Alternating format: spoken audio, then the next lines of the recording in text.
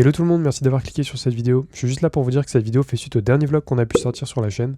Si vous l'avez pas encore vu, on vous invite à aller le voir et il sera dans la description de cette vidéo. Sur ce, moi je vous souhaite un bon visionnage. Bon bah regardez, on a trop de la chance, il y a personne. Salut! Ça va? Merci beaucoup pour ton temps. Ça va? Avec plaisir. On est venu au vernissage, on a déjà vraiment apprécié y revenir. Moi je te suis depuis un petit moment, Trop je cool. t'ai découvert sur TikTok. Ok. Et aussi Quand ça? il y a quasiment 6-7 mois. Ah ok. Et en fait c'est quand tu décrivais un peu tes expériences freelance Ok. en tant que photographe. Et aussi via quelques tutos YouTube à l'ancienne, mais ça c'est un peu plus vieux. Ouais. Donc voilà, et on est venu, moi j'ai emmené mon pote avec moi, et puis on a découvert ça hier. Il y avait du monde hier, ça Ouais, t'a c'était cool. fait plaisir? Ouais, trop content. Franchement, je savais pas à quoi m'attendre en vrai. Faire des événements physiques, c'est tellement différent d'Insta, les DM et tout. Complètement. Donc franchement, je suis trop content. Des retours surtout des gens qui découvraient le projet, ça fait longtemps que je le tease. Donc ouais, trop content. Trop bien. Ça fait combien de temps que tu bosses sur ce livre? 4 ans. 4 ans. Ouais. J'ai Ok. commencé en 2021. Pendant 2 ans, j'ai fait pas mal de photos. Et j'écrivais aussi un peu les textes. Après, pendant 1 an de plus, j'ai commencé un petit peu à réfléchir plus comment je voulais le concrétiser. Et c'est vraiment pendant la dernière année où j'ai vraiment compilé tout ça en 256 pages, qui c'est déjà beaucoup, mais il fallait que je réduise au maximum pour pas faire un grimoire. Mais j'avais vraiment plus de 1000 photos, 1000 textes et tout. Donc le choix de l'organisation de tout ça, ouais, c'était le plus long. Bah, le choix est toujours dur, ouais. On a vu, moi j'ai beaucoup aimé. Bah, peut-être que tu peux nous faire un petit tour vu qu'il n'y a personne. Ouais. Tu Carrément. nous expliques un petit peu. Si tu veux, je te laisse prendre le micro. Là, du coup, moi, je voulais faire vraiment un peu une expérience immersive pour même ceux qui n'allaient pas acheter le livre. Du coup, de recréer un peu l'expérience que j'ai voulu amener dans le livre à travers du coup l'exposition. Donc, il y a une partie à l'entrée qui reprend l'intro du livre et que j'ai remixé pour l'exposition spécialement. Et ensuite, je voulais faire une mise en page sur les concepts d'une amie à moi, Mathilde Milesi. Et j'hésitais à le faire en sticker, donc ça aurait été à plat. Et en fait, elle m'a montré une ref avec des vrais livres. Ok. Et je me suis dit, ah, mais avec des vrais livres, c'est trop cool. Mais je pouvais pas clouer, contrainte un peu technique pour l'expo. Et du coup, je me suis dit, je vais réimprimer les pages du livre en double page Ok. et les afficher en relief. Et du coup, comme ça, tu vois un peu l'ombre du truc. Tu as l'impression que c'est un livre ouvert. Oui. Ok. En fait, moi, j'aime beaucoup la multiplicité des objets. On peut le voir au fond, déjà, il y a tous les livres affichés, on va y passer tout à l'heure. Mais j'aime trop ce truc de multiplicité d'objets. Et à l'expo de Tillman, qui avait voilà. À Pompidou, lui, il avait un truc génial, et c'est un truc que j'aimerais faire un jour, où il avait une énorme caisse en verre Oui. avec son livre sur le Concorde. Et en fait, il a son livre en 50 exemplaires et à chaque fois, il est ouvert à une page différente. Du coup, tu peux lire le livre juste en regardant chaque exemplaire. C'est un flex de ouf d'avoir 50 fois le même livre avec toutes les pages. Du coup, je voulais un peu reproduire ça ici. Je pouvais pas mettre afficher le livre parce qu'il fait 1 kilo. Donc, t'imagines, là, il y a 80 doubles pages, donc ça aurait été un peu lourd pour le mur sans clou et tout. Donc, j'ai juste réimprimé des doubles pages. Donc là, ça fait du coup 77 x 2. Ok. Donc un peu plus de 148 pages, alors que le livre en a 256. Donc j'en ai enlevé la moitié, juste pour que ça tienne sur ce mur, mais quand même représenter On le... a la moitié du livre, ouais, c'est Ouais, c'est ça. Une autre On a- façon de le consommer finalement que de l'ouvrir et de le consulter. Exactement, ça permet de... Plus global, quoi. Exactement. Et en fait, on comprend aussi, moi je voulais, parce qu'en fait, moi, comment j'ai réalisé ce livre, j'ai imprimé toutes les photos et les textes et je les ai collés contre les murs de ma chambre. Ok. Puis de mon bureau. Et du coup, en fait, on se retrouve un peu dans l'ambiance de mon bureau avec des trucs au mur, des post-it et tout de partout. Et donc, ce livre, il est réparti en 2 chapitres.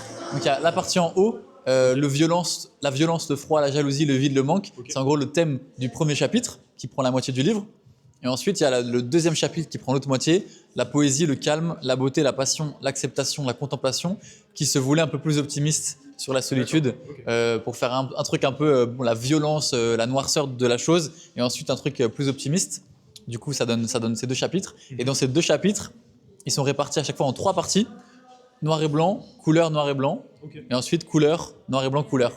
Parce qu'il y avait cette contrainte aussi de tout est en argentique. Ah, Donc, mais il y a j'allais te poser la question. Voilà. J'allais te poser la question. On voit sur certaines des photos le grain un petit peu qui est typique de l'argentique en fait, et je trouve ça hyper touchant. En plus, mélanger ça avec la poésie, je trouve que c'est une symbiose hyper intéressante. Bah, merci beaucoup.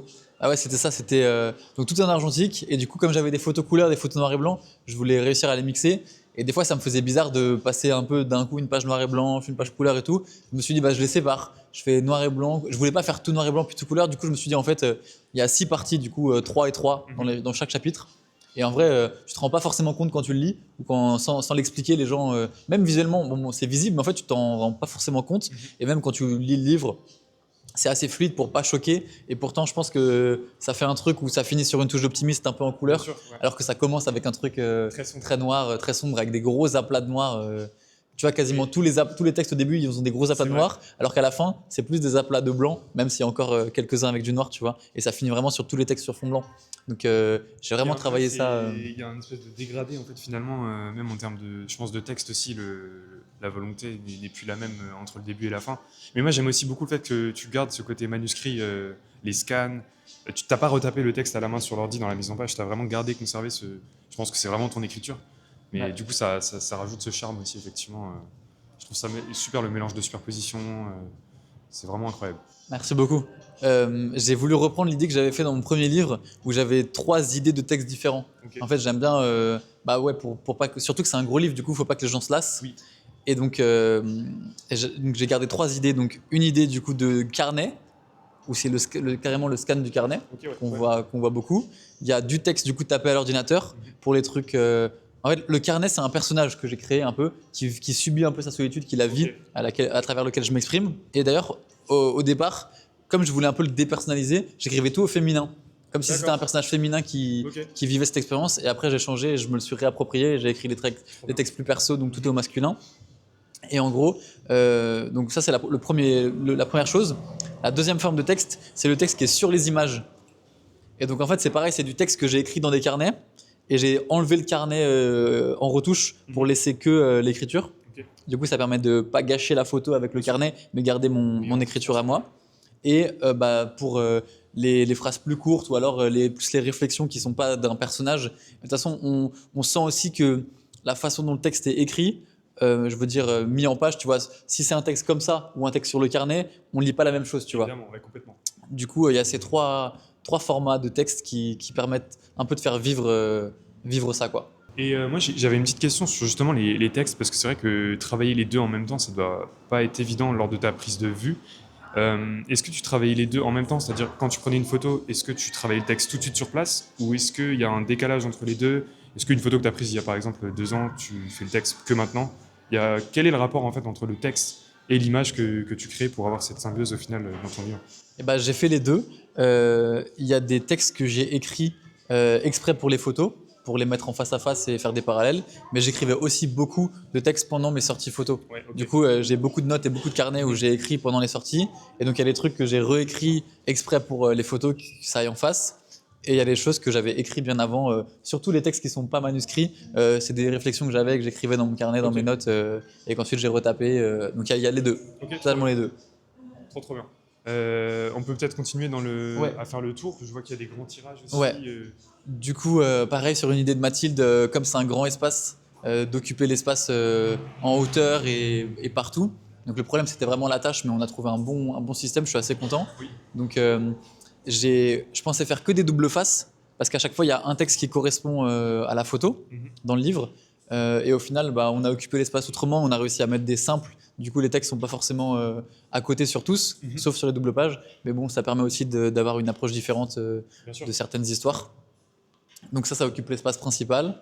Il y a les textes, les livres, les exemplaires à consulter pour ceux qui veulent voir un peu plus en profondeur le projet. On voit que tu as pris soin sur effectivement la reliure. J'ai vu que c'était fait à la main. Enfin, c'est quand même un bel objet aussi. Je pense que c'est un plaisir de faire ce genre d'objet. Et un livre, finalement, on le garde toute une vie. Donc, je trouve ça vraiment intéressant, le soin que tu as pris, que ce soit sur même la couverture. Et ce type de reliure qui va complètement aussi dans le sens de ton ouverture. Ça permet d'avoir... le livre ne rebique pas. Enfin, on a vraiment une belle visualisation des photos. Je trouve ça vraiment chouette. Je sais pas si tu peux nous en toucher Ouais, 2 mots carrément. sur le produit fini finalement. Ouais, bah vraiment, je voulais faire un bel objet par rapport à mon premier livre qui avait un beau papier, mais qui n'était pas du tout un objet qui est, je trouve, aussi beau. Il y avait des contraintes techniques, des contraintes de prix, il y a des contraintes dans tous les sens. En fait, si on voit mon premier livre à côté, il est beaucoup plus petit et fait 60 pages. Ok. Et je l'avais vendu 40 €. Et du coup, quand je vois celui-là, pour moi, celui-là, il vaut 80 €.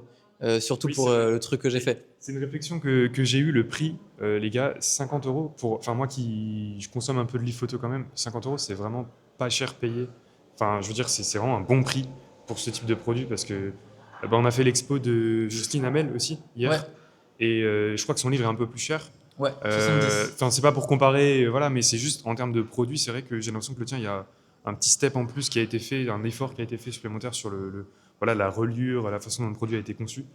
Et je pense aussi à Jonathan Pertin avec son livre en velours, couverture velours et tout. Ah ouais, c'est magnifique. Donc non, c'est chouette, franchement, je trouve que c'est très bien pricé et tu le dis, 80 euros, je pense que ça les vaut même. Bah merci. Mais c'est vrai que en fait la différence c'est le marché des photographes qui connaissent le prix des livres d'art et de photos et le grand public qui dit putain 50 euros c'est déjà cher. Et là on en parlait pas. À partir du moment où tu passes 60, 70, 80, tu perds beaucoup de gens. Bien sûr. Et moi comme je sais que j'ai un public qui est plus grand que, enfin j'ai beaucoup de photographes qui me suivent, mais les gens qui vont acheter mon livre c'est aussi un public que je connais pas, mon public à moi. Je me suis dit bon j'ai envie de faire le truc le plus abordable possible et voir aussi graduellement jusqu'où on peut monter en termes d'objets. Mais déjà, pas de couverture rigide, sinon c'était trop cher. Ouais. Mais je voulais quand même faire un bel objet. Donc c'est une couverture en simili-toile que j'ai fait.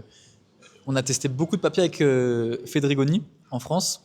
C'est du papier italien.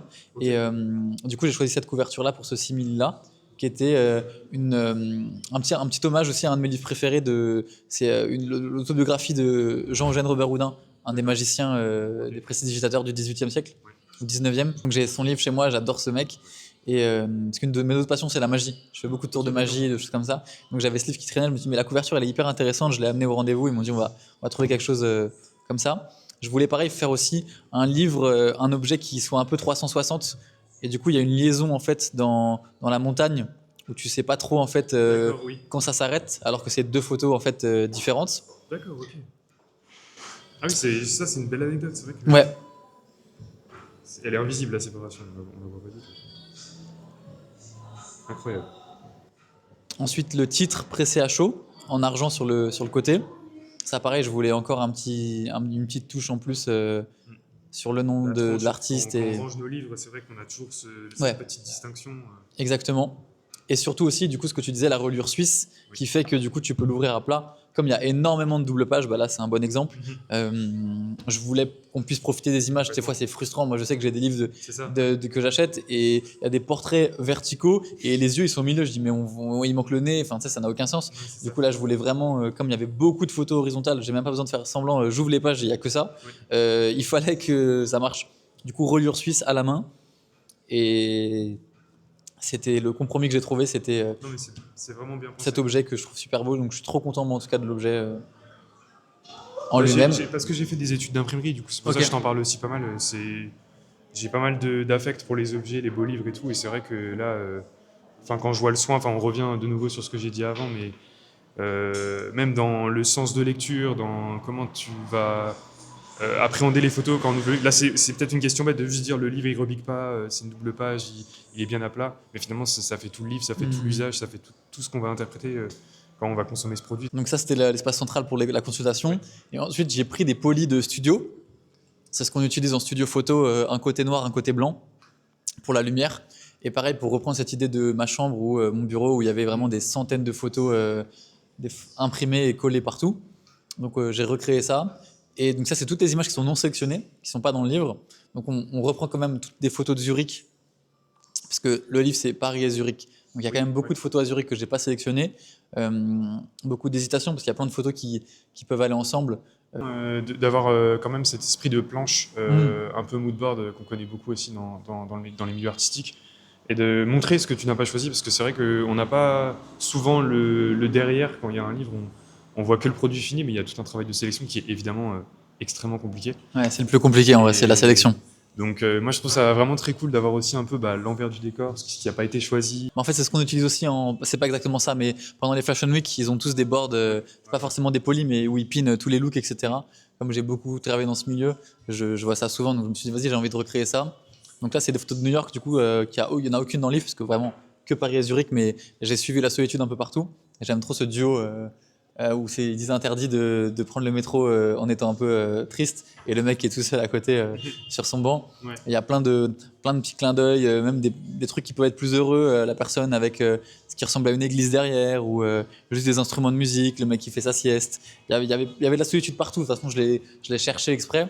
Et Paris, c'est ma ville, donc c'est là où je passe le plus de temps et où j'ai fait le plus de photos. J'avais une hésitation, il y avait un truc que je voulais faire aussi dans le livre qu'au final que j'ai pas fait, où j'ai fait des séries de photos qui étaient les mêmes avec différentes expositions. Et en fait, on le voit, hop.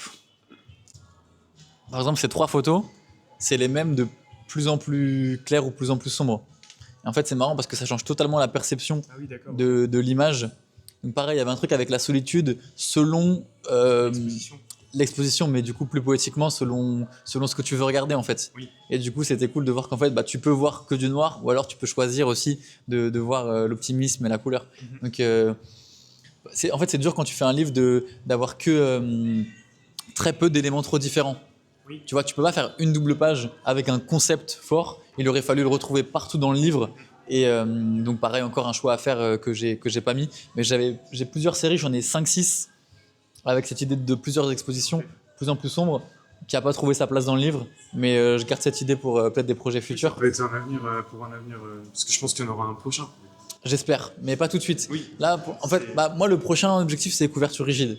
Ok. Mais du coup, bon, forcément plus cher. Donc à voir aussi, est-ce que le fait que ça soit un objectif, ça veut dire que ça sera le prochain? Peut-être pas, parce que je veux quand même toucher le bon public, tu vois, Oui, bien sûr. au grand nombre. Donc on verra. Et puis si celui-là, t'as pris 4 ans de réalisation, Ouais. je pense que t'as besoin de souffler aussi un peu. Ouais. J'aimerais bien me lancer plus dans des zines.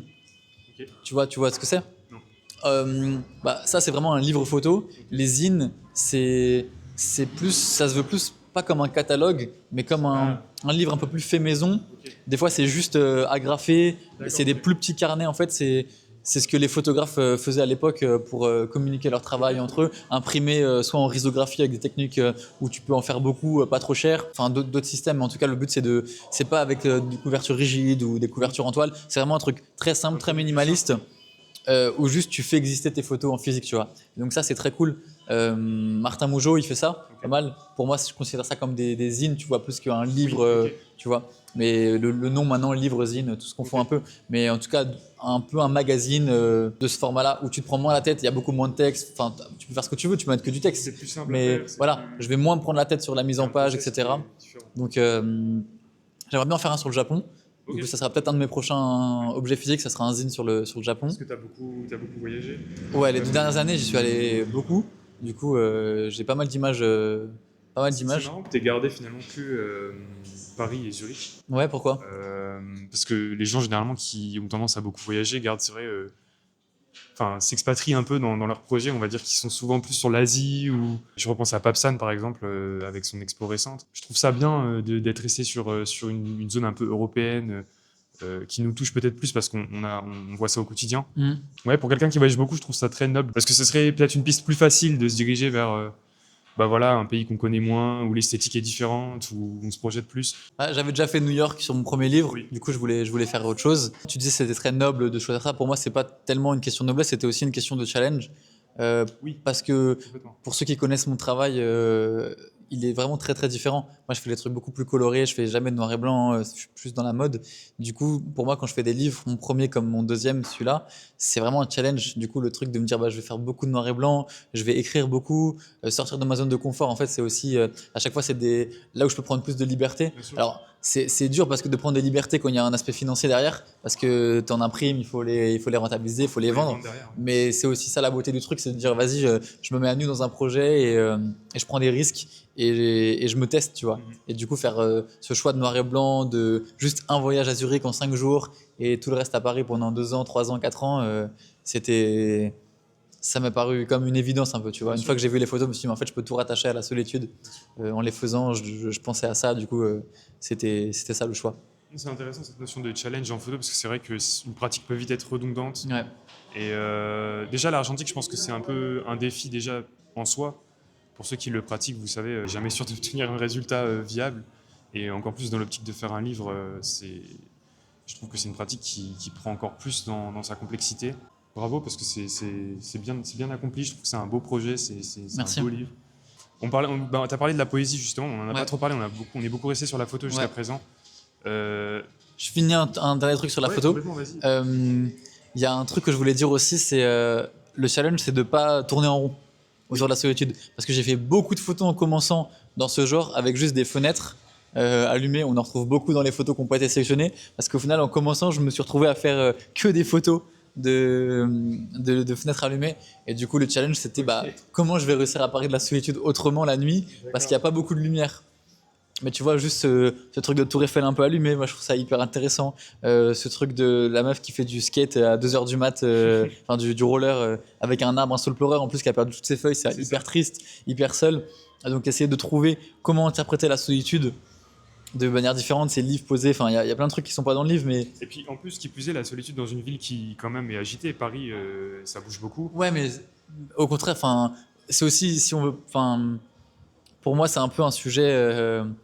de la solitude, on s'en rend pas compte. Tu vois, c'est un Oui, peu bien comme les sûr. sujets un peu profonds, comme la dépression, etc. Tout ça, le mec, il peut être hyper heureux, etc. En fait, il est hyper triste. Complètement. En fait, le fait d'être dans une grande ville qui bouge beaucoup, ça n'empêche absolument pas la solitude de se sentir seul ou d'être dans la solitude. Du coup, je trouvais que c'était justement une bonne idée de rester dans cette ville. Puis, beaucoup plus simple aussi pour moi qui habite là, Bien sûr, de faire mes balades, mais ça faisait aussi sens artistiquement. complètement. Donc, il y a ça. Et donc, pour finir le tour, du coup, je voulais ce mur de livres avec toute la couverture. Comme je disais, j'aime trop la multiplicité. Oui. Donc, répéter cette couverture hyper minimaliste. En fait, pour moi, le plus important dans un livre, c'est la couverture. Parce qu'en fait, maintenant, on est quand même aussi dans une période d'Instagram et tout, où les gens ils vont mettre des stories. Et si la couverture, elle est intrigante, les gens ils vont répondre en mode mais qu'est-ce que c'est intéressant et tout. Du coup, j'ai fait le choix de pas mettre le titre dessus pour qu'on comprenne quand même que c'est un objet qui a du relief, il y a beaucoup de pages, mais Moi, je trouve ça très minimaliste. plus intelligent d'avoir mis ça sur la tranche. Effectivement, on garde qu'un objet simple finalement, mais reconnaissable, avec une image forte.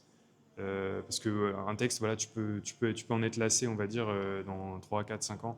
Tu as choisi tel et tel typo, peut-être que ça ne te plaira plus dans tant et tant d'années. Ouais. Donc non, là, tu gardes vraiment un objet pur qui, au final, je pense, a de meilleures chances de perdurer dans le temps. Ouais, je suis trop content. Je suis trop content de ça. Est-ce que tu écrivais déjà beaucoup avant? Est-ce que c'est un livre qui t'a aussi poussé à plus écrire? Parce qu'on sait que l'écriture, c'est aussi... Ouais.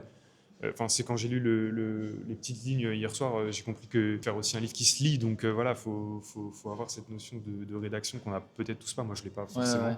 Donc voilà, quel est ton rapport à la rédaction? Et moi, en vrai, j'ai découvert l'écriture avec le rap en vrai, le rap français. Ok. Avant, j'écoutais que de la musique. Enfin, quand je parle d'avant, c'est vraiment collège, lycée, découverte musicale et tout. Un pote qui me passe une clé USB avec que du rap et tout, et du coup, je découvre Hologram Low, L'Homme Pâle, Nekfeu, 1995 à l'ancienne, tu vois. Donc, je découvre ça et j'aime beaucoup.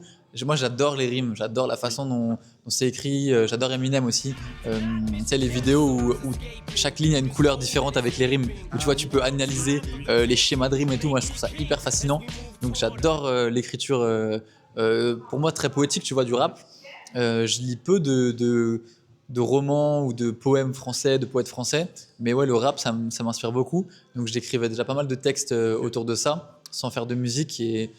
Je trouve qu'on sent un peu la musicalité dans ce que j'écris. Il y a quand même pas mal de rimes dans les textes, ou de jeux de mots, ou de trucs, ou de répétitions, des gimmicks qu'on peut retrouver dans la musique. Du coup, c'est ça qui m'a... Depuis un moment où j'écris des petits trucs sans prétention, et là, j'ai poussé le sujet pour beaucoup plus écrire. Et c'était une superbe expérience, ça me donne envie d'écrire plus. J'adore ça, ouais. Est-ce qu'un jour, ce sera peut-être l'inverse, tu feras qu'un livre écrit sans photo? Ouais, j'aimerais bien. J'ai acheté justement pendant mon dernier voyage à Tokyo, un de mes voyages à Tokyo, un livre de Coco Capitan, Ok. qui est une photographe, une grande photographe, et elle a sorti un livre que de textes. Ok. Et j'ai dit, voilà, c'est ça, quel flex d'être un photographe et de sortir un livre de textes. Donc ouais, j'aimerais bien faire ça un jour, carrément. Ah, c'est un défi, là, tu parlais de défi avant, là, je pense que Ouais. c'en est un vrai. Ouais, de pour ouf. le coup, Ouais, carrément. Faudrait que je trouve un sujet, tu vois, un thème, une bonne raison de le faire, tu vois. J'essaie toujours de faire les choses avec du sens, mais carrément. Je sais pas si tu voulais revenir sur un élément en particulier. Pas spécialement, je pense qu'on a fait un tour complet. La visite, je l'ai imaginé dans ce sens-là. On commence par ici, on passe un peu du coup sur les non sélectionnés, et on finit sur cette photo-là qui est une des dernières photos du premier chapitre, sur du coup la noirceur un peu de la solitude, mais qui permet de tourner la page. Et c'était juste un petit schéma de tour, comment je l'ai imaginé, mais il n'y a pas vraiment de règles. De toute façon, c'est du texte et des images. Oui. On se l'interprète, on se l'approprie comme on veut. Donc voilà. J'ai vu qu'il y avait un petit titre aussi à l'entrée, tu avais remis un petit peu. Ouais, on peut voir ça. J'ai fait un petit stop trottoir aussi. Alors on l'a vu en rentrant, ça, le petit stop. Il Ouais. n'était pas là hier soir. Il y était, mais Et comme il y avait tellement de monde qu'il n'était pas forcément visible. Et le titre, donc un jour ce sera vide. Ouais, j'y tenais à faire cette pancarte au moins pour attiser la curiosité, et même une enseigne, c'est quelque chose, tu vois. Du coup, c'était obligatoire. Voilà, Ouais. cette notion de texte, Pas laisser le nom forcément du lieu, mais de mon expo où justement j'investis le lieu pendant 2-3 jours, donc autant le faire savoir publiquement, tu vois, dans la rue. Bien C'est sûr. rue de Turenne, il y a du passage, j'ai envie que les gens ils s'arrêtent, ils voient les photos imprimées, tu vois, c'est ça qui est bien, c'est que comme elles sont pas au mur, tu passes dans la rue, tu vois des photos qui flottent, t'as peut-être envie de rentrer. Ouais. Ce matin, il y a quelqu'un qui est arrivé, une famille. On a discuté pendant 10 minutes et ils ont acheté le livre. Et le fait de vendre un projet aussi personnel à quelqu'un qui connaît pas mon travail, qui arrive par hasard, bah ça c'était un de mes objectifs. Et le fait de l'avoir ouvert pendant 2 jours le week-end, au-delà du vernissage et dans cette rue-là, c'était aussi pouvoir essayer de toucher des inconnus. Donc là j'en ai vendu un, je suis trop content. Je suis trop content d'avoir fait ça dès le matin, dès samedi matin. Donc, La journée commence bien. La journée commence trop bien, il fait trop beau. En plus on est en octobre, Ouais, là, un petit mois d'été en octobre, on prend. Donc let's go. Trop bien. Je te remercie énormément pour ton temps. Avec plaisir. Et j'espère qu'on se recroisera à l'avenir si tu as d'autres projets, si tu as d'autres choses à montrer. Et puis merci de nous avoir écoutés, tout le monde. On voit plein de choses, c'est incroyable. J'ai pas précisé, Adrénaline sur Instagram, on mettra le arrobase, même si je pense que certains d'entre vous le connaissent peut-être déjà. On Peut-être mettra... pas visuellement, c'est la première fois Parce que. que c'est vrai, ah oui, Ouais. on voulait en parler, mais là c'était vraiment dans le cadre exposition qu'on venait, mais c'est vrai qu'il y avait un moment où tu montrais pas ton visage. Ouais, bah c'est la première fois que là, ça y est, je me montre publiquement. Je me sentais un peu bloqué par certains trucs. Puis c'est dur aussi de faire le switch en mode est-ce que j'en fais un événement, est-ce que rien. Du coup là, c'est la sortie du livre, je me suis dit vas-y, les gens Let's vont go. venir, Ouais. on se montre et du coup ça va m'amener aussi à faire du contenu différent maintenant, donc Bien sûr. c'est trop cool. On a hâte de voir d'autres contenus démasqués du coup. Allez, maintenant. parfait. Let's go.